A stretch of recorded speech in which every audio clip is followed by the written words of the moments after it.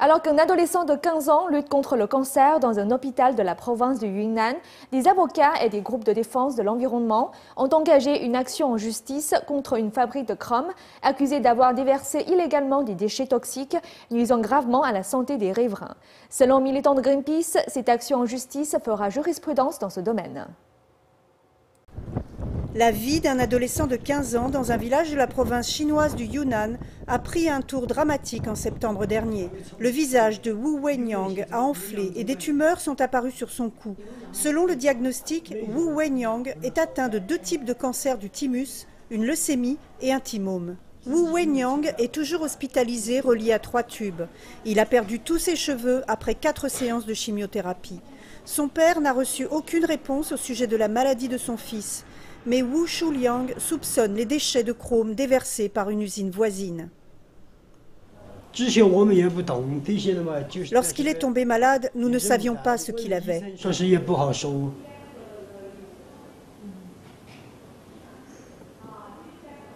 Notre terrain se trouve juste à côté d'une décharge de chrome. L'usine a même creusé une canalisation d'évacuation près de nos terres. Les personnes vivant dans le parc industriel à la sortie de l'agglomération de Chuxing se battent contre la pollution au chrome de leurs terres et de leur eau. Selon les résidents locaux, les chauffeurs de l'entreprise technologique de Luliang ont déversé une montagne de déchets de chrome près de leur village. Les habitants se sont plaints que leurs troupeaux mouraient et d'un taux inhabituellement élevé de cancer.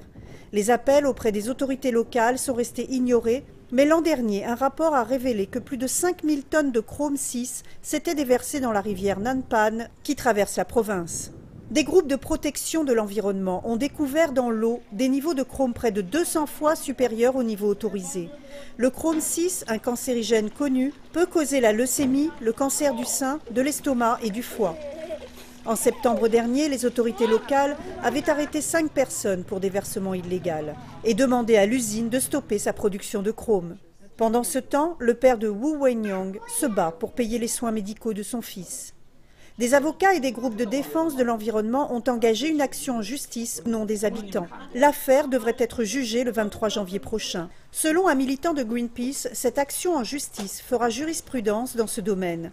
C'est la première fois qu'une organisation civile de protection de l'environnement est reconnue comme plaignant dans une affaire de service public. 这是第一次一个民间的环保组织可以作为原告，在一个公益诉讼上得到承认。 Cela veut dire qu'à l'avenir, si des cas similaires se produisent, les organisations de protection de l'environnement ou des groupes civils pourront représenter ceux qui n'ont pas les moyens de se faire entendre et qui cherchent à obtenir justice dans le système judiciaire actuel.